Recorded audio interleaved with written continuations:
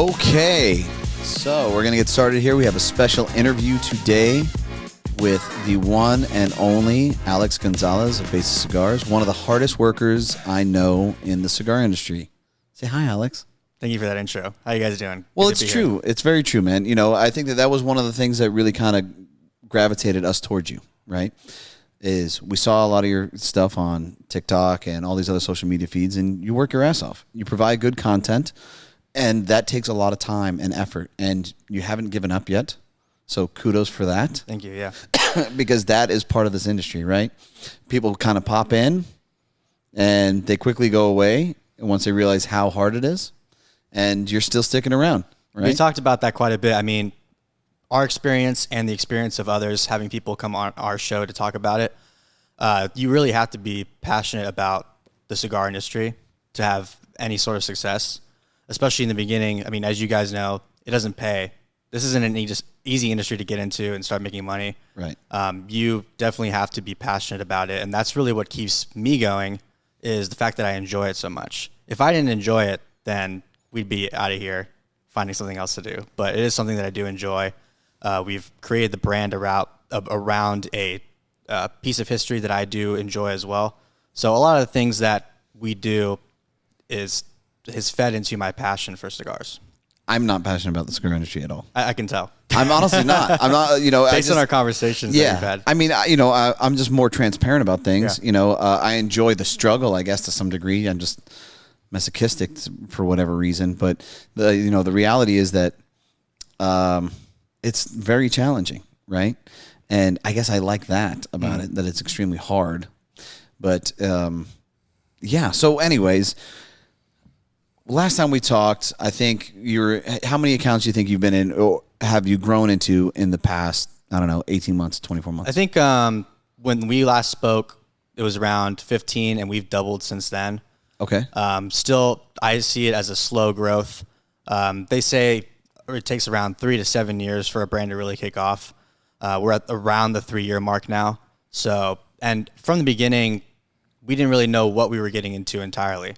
And as we've learned more and more, I've definitely taken into the consideration that this is going to for sure be a slow growth, and I have to be okay with that. Right. Because I don't want to get too ahead of myself and overextend and end up having issues, whether it's with supply or just with, overworking yourself.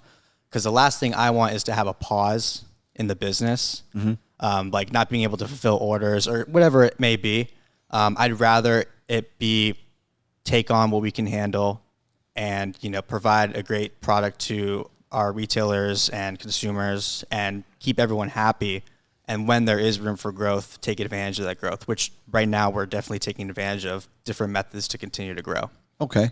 So I would assume that the majority of your accounts right now are in the state of Florida? Yes. Because that's where you guys are all Of course, yeah. It's right? much easier to manage your local market, especially in this industry, as you know, it requires a lot of face-to-face. Yeah. Or it's easier that way. It's easier to do that than to call someone across the country and try and build a relationship that way. It can be done, and it has been done on our end. But, yeah, I mean, just managing, like, the Orlando area, not only is it more fun because we get to see people like you and sit down and talk about stuff, but so sweet. It's just a lot easier. Right. And then we have expanded outside the state of Florida with success. So we're just really continuing what we're doing to make that growth happen. Okay, so within this span of the past 18 to 24 months, like, I don't remember when we did our last podcast. I think we did it almost a year ago, actually, was the last time. Yeah. So a year ago. All right, so it's been a year. Have you seen another account, another brand really kind of blow up, and you're like, fuck, man, how the hell did they do that? Did anything ever stand out to you where you're like, damn? I'm sure I have. I know, too, a lot of the accounts that I've seen or new brands that have blown up, I can find that they had some sort of previous history, previous backing. I mean, we're not going to include like celebrity cigars, for example, because that's a given. It's right. All, the name of the celebrity, like you're talking about Mike Tyson, or, now we have Conor McGregor as well. But a brand really that kind of came out of nowhere and blew up since then, I don't think I've really seen much on that aspect. Outside of anything that may have been like, this guy left this company and he helped build a new company on his own or with other people. But But I haven't. I don't know if you have. No, not really. Yeah. Do you think that that's just the general sign of what the economy kind of is, or, Yeah, I do think Why? the economy is probably going to, if it hasn't already, have more of an impact on new cigar brands. I think Steve Sacco told us last year that there's about 300 new brands every year for cigars. And because it is compared to what most people might think, a lower barrier for entry to start a brand. The big part is really promoting that brand and actually getting that brand out there and having success. But I do think that we're going to see, I think I talked about this with the guys on a previous podcast. We're going to start seeing less new brands, and some of the brands that have started kind of die down, Right. because there's not enough sustainability for everyone. Sure. That's in the boutique and very new space of cigars. So how do you build that? What's really kind of funny to me is being in this industry for 15 years, the overall growth for cigar consumers is not big. And as you know, with shadow banning and all these other things that happen on social media, which is very entertaining, we can talk about that a little bit. How is it there a way to make more consumers? That way it becomes more sustainable. It's got to be possible, because I can tell you that I can sit down with people that haven't smoked cigars before and have cigars, and they're like, this is really awesome. Mm-hmm. Right? So how do you reach a person that isn't a cigar consumer yet, but could potentially be? Okay. So quickly, to answer part of your question, the best thing that we have found success in is finding newer cigar smokers, right, and get them to try our brand and kind of convert to a Besa fan. People that mainly don't know as much, or they're getting new into cigars, so they're still looking for new brands to try. So we'll meet them at events and stuff like that, or meet them at the lounge that we're hanging out with and say, try our brand, give them the little pitch and all that. And a lot of times they'll end up liking it. As far as getting more consumers on board and creating new cigar smokers, I do think that social media is the easiest, but at the same time the most challenging, because of, like you said, the shadow banning and all the rules and regulations with it. But we have seen a lot of people that are interested in cigars come to our channel and say, hey, I found you guys here. I'm looking more into cigars. I like what you're putting out. Give me recommendations to try. So we are seeing that it is working, and there are new consumers being made. But as you said, it's a small growth for sure. Right. I mean, the cigar industry overall has had a great amount of growth over the last 5 years, but nothing crazy to help, all the other brands out there. So I think social media for sure is something we need to continue to be active in, and try and find ways and loopholes to get around all the regulations and stuff. Right. I think that's the easiest way to reach the masses. But outside of that, you really have, word of mouth. In the Albanian community specifically, they're trying to get off cigarettes. Right. A lot of Eastern Europeans, they love cigarettes, and they're starting to look into alternatives. We're not going to go vaping or, Juuls or whatever. We don't do the vape. No. But cigars is seen as a healthier alternative. Right. So a lot of people in the Eastern European market are trying cigars. And especially in Albania, we have an Albanian cigar. So Zach and Mark, their family, their friends, and people they know are especially interested in getting into cigars when they see the Albanian band on here that we have. Now, who's this guy again? So Skanderbeg was the leader of the Albanians at the time when the Ottoman Empire was taking over a lot of Europe. He helped lead Albanians against the Ottoman Empire in the 1400s. Similarly to the Polish and Lithuanians, they also had a small army that was fighting for their freedom against the Ottomans around the same time.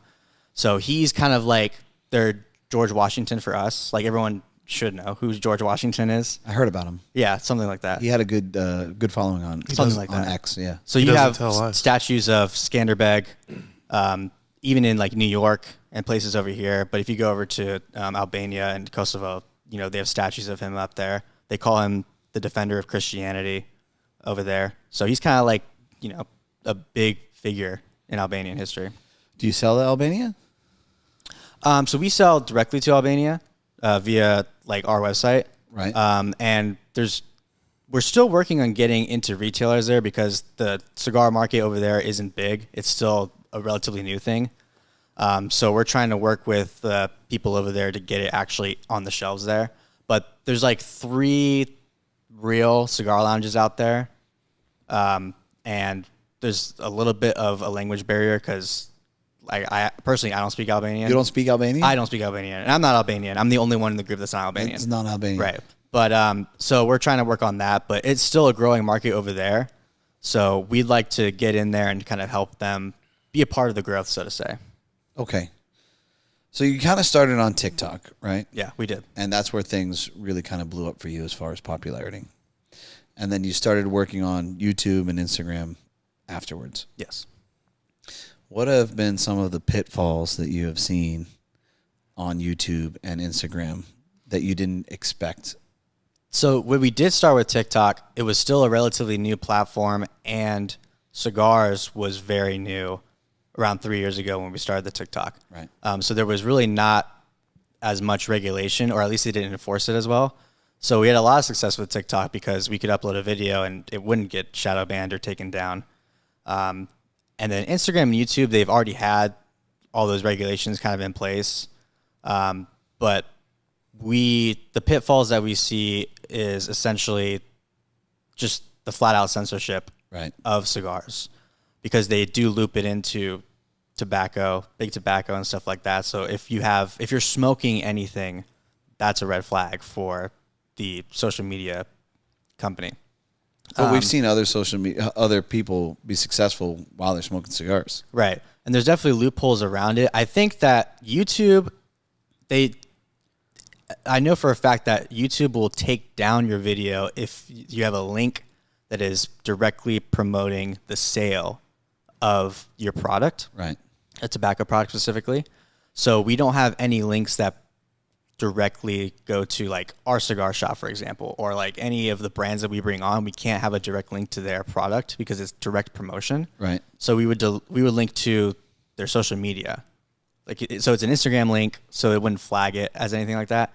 You can talk about cigars, you can smoke cigars on YouTube, but we're still working out the theories on if smoking a cigar on YouTube is going to get you flagged. Right. We've kind of figured out that it's not really getting you flagged, but as far as them promoting it in the algorithm, there's a little bit of wiggle room there that we're still trying to figure out. TikTok is kind of the same, except I think TikTok's now the most strict, where if they see you smoking a cigar in your video, they'll take it down or they'll block it. Right. Instagram is mainly the promotion of it. So if you post a picture on Instagram or a video, it's not going to get promoted as much, but the video will stay on there and your followers and stuff can still interact with it. So we had great traction initially when promoting our product. Now it's a little harder. Right. But now we're relying more on like friends in the industry, working with them, like, doing podcasts with them to sort of share our followings, to promote their products, to promote our products. And we've really been focusing more on the in-person relationships, like you and I and other retailers in the industry, to help booster our presence. All right, so you're at 30. Where do you want to be at by the end of 2026? And in 2026, I definitely want to be in the hundreds, end of 2026 for sure. I think that is definitely possible. It's definitely something that we're working towards right now. We have a few reps that we're working with. What? You got reps? We have reps. I'll say that. Yeah. I mean, we're not paying them salary. I will say that. But we are working with people to so commission-based reps that are willing to work with us and push the product. They like what we're doing. They're also cigar guys, so they're willing to work with us, and we're willing to work with them to make something out of it. What regions? So Southeast mainly. Yeah. Trying to look for someone in the Northeast, but we have the Southeast pretty much is going to be covered this year. That's like our next goal. Are there any particular retailers that you want to see your brand in? Like for me, one of the big ones was like I love Cigars on the Ave. I love Don Patel. It's a great store, and I wanted to be in there. Right? Are there any retailers for you that you want to? You're like, hey, I really want to be in this store. Yeah.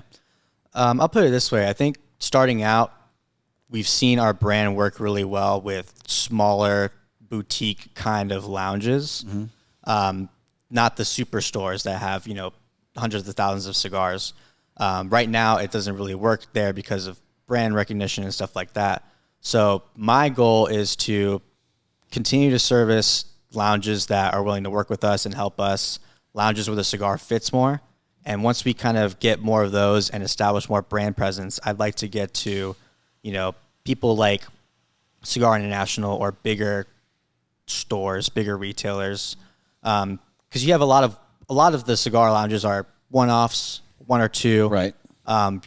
It's easier to work with people like that. So the next step would really be to get someone that's got multiple stores. Are you worried about, if you take on a brand like CI, take on a retail store like CI, are you concerned about them discounting your product and it losing its value? Yes. So that is something to consider for sure. And I think that's going to be an issue that we will look into when we get there. Because I'll admit we're not at that level yet of working with someone like CI. If they came to us, I would definitely love to work something out with them. But that is part of the difficulty you have to work with because, with companies like that, they're trying to move volume. Right. And they have to find ways to move volume for their business. So that is a little bit of a concern, but I know that we can definitely find a way to resolve that. Well, it's a unique dynamic, right? Because CI is owned by STG. STG makes their own cigars. Retailers, such as myself, carry General Products, right, which is STG. But it's almost like if you worked with CI, and if I sold my brand to CI, they could cheapen my brand, which would essentially help them with their other product. No? Yeah. So, I don't know if CI approached me and said, hey, we're thinking about taking on Postani, I don't know if I'd take it. Unless it was totally transparent of, look, I don't want to be on Cigar Bid or whatever the hell Right. they have. I don't, and I don't want it discounted less than 10% across the board. Yeah. Right. When it comes to boxes or something. No, absolutely. And I think too, when it comes to having that division between someone like CI and the rest of your brick and mortar locations, I do think that the presence that your brand is able to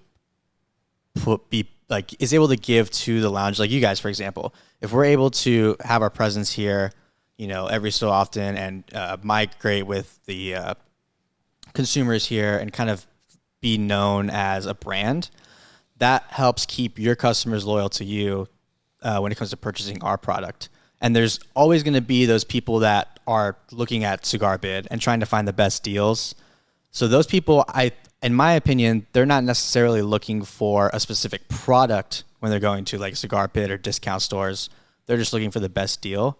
So it kind of separates the consumers of who is going to be more loyal to your brand versus who's going to be just kind of looking for good deals, if that makes sense.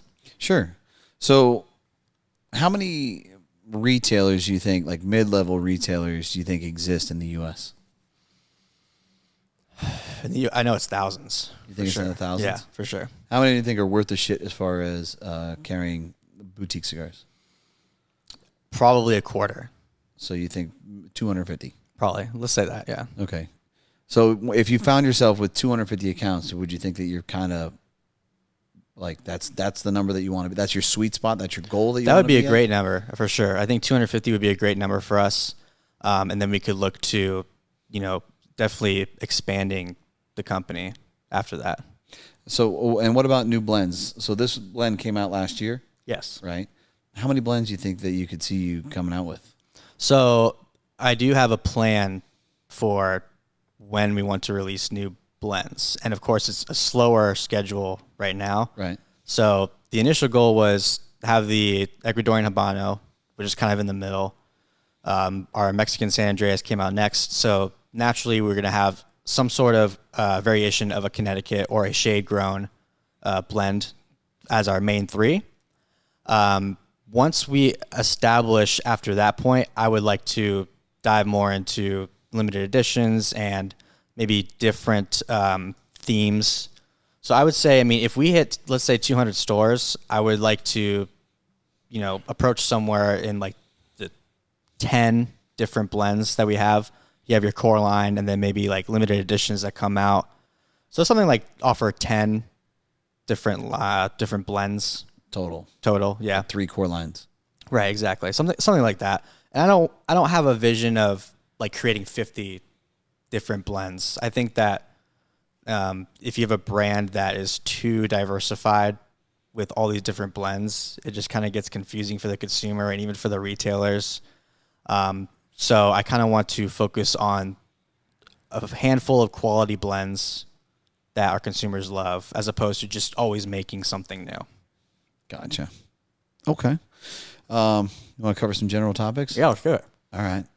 So for starters, what do you think that Elon Musk should have commented on his X being down for 11,000 people? Because Palmer is very upset about that.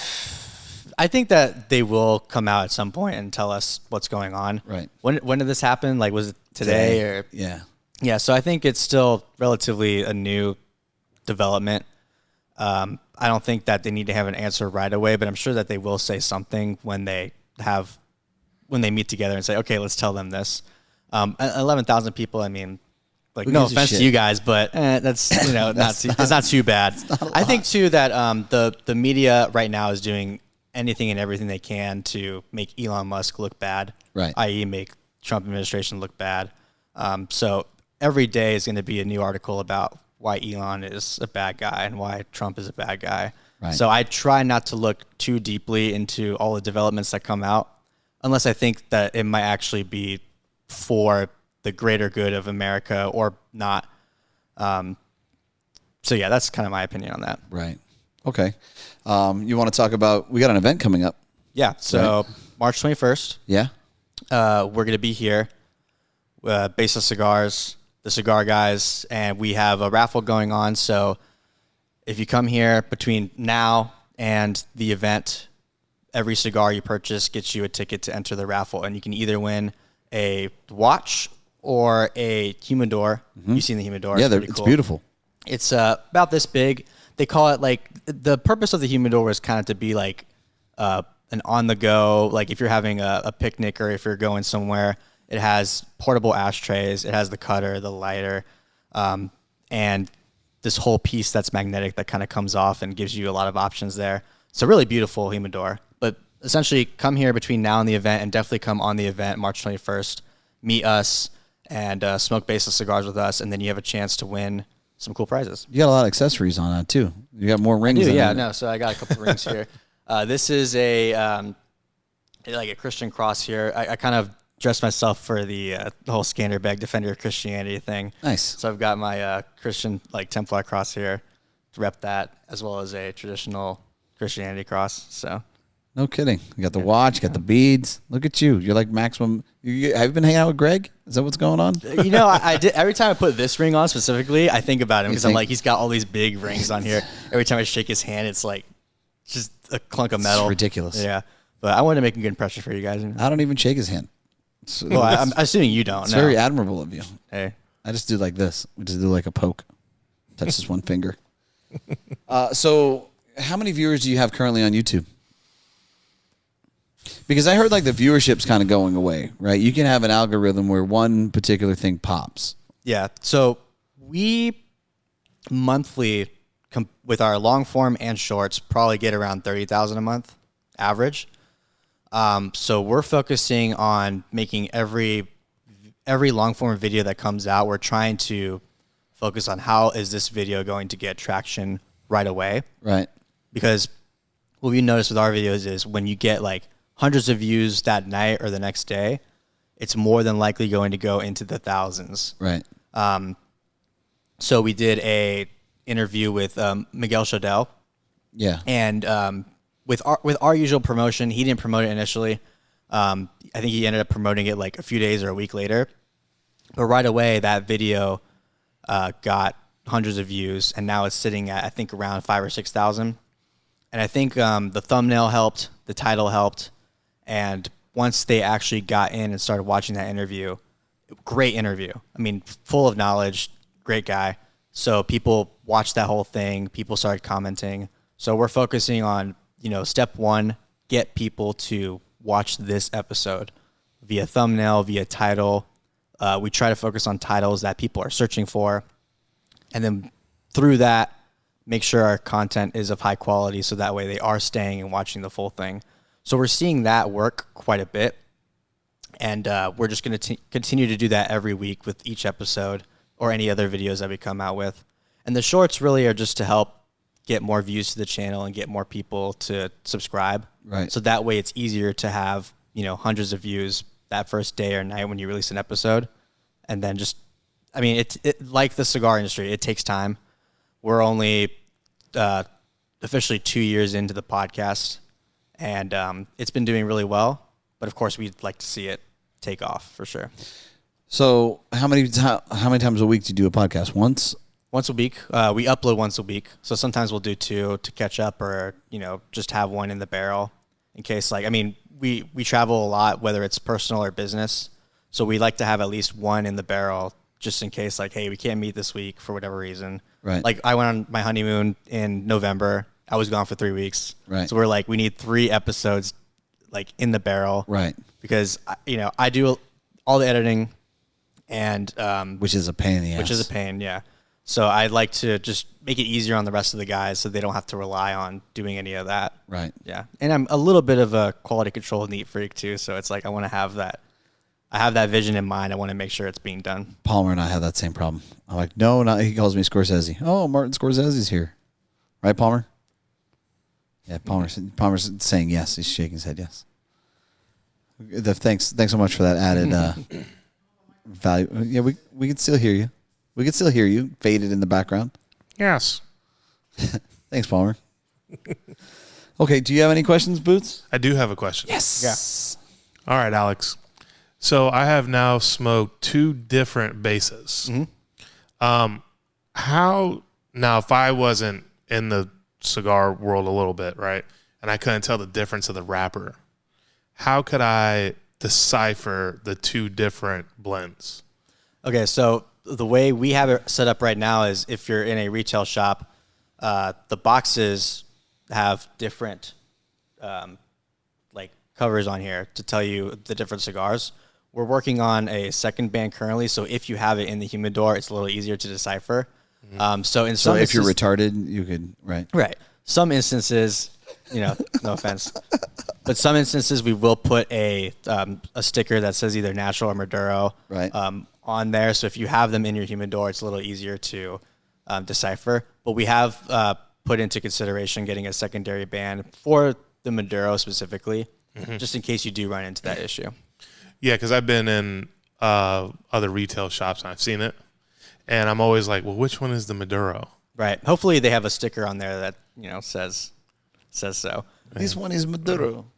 Well, now, the normal consumer that comes in, those guys are so quick in the humidor and they're not really reading anything. So a color or a secondary band or something like that to decipher the difference, that's what I was always looking at when I was first coming in. Yeah. At the end of the day, as long as they enjoy either or, right, then it's okay. Yeah, true.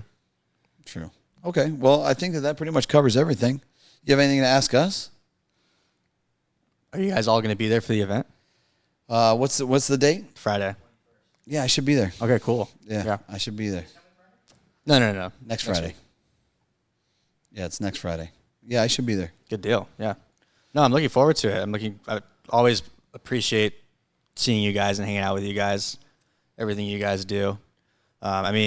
You guys starting the podcast and stuff, part of our motivation for doing what we do, especially you guys being local.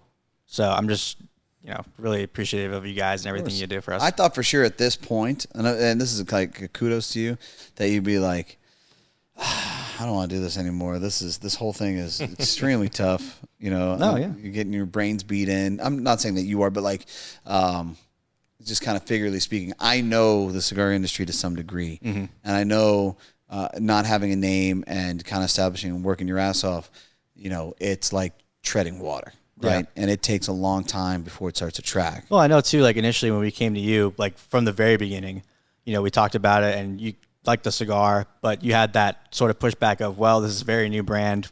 We don't know how well it's going to do. Right. And then a year later, it's like, oh, you're still here. Okay, let's give it a shot. Right, what the hell? And then, every time I come in, it's like, okay, this guy's still around. Like, maybe he does kind of somewhat care about what he's doing. Well, you definitely care about what you're doing. That goes without saying. But, and you provide good content on the interwebs, right? Yes. So I think that's super important.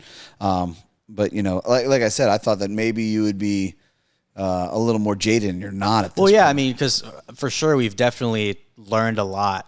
Right. Through our experience. I mean, again, like I said earlier, starting out, we really didn't know anything. Right. We knew the gist. I mean, I'd been smoking cigars for a while. I had talked to people in the industry to have a general idea of what to do, but we learned so much as we progressed. And I think that the most important thing is knowing that you do know nothing. Right. And willing to learn and expand your knowledge and change things when you putting a secondary band on it or whatever. Right.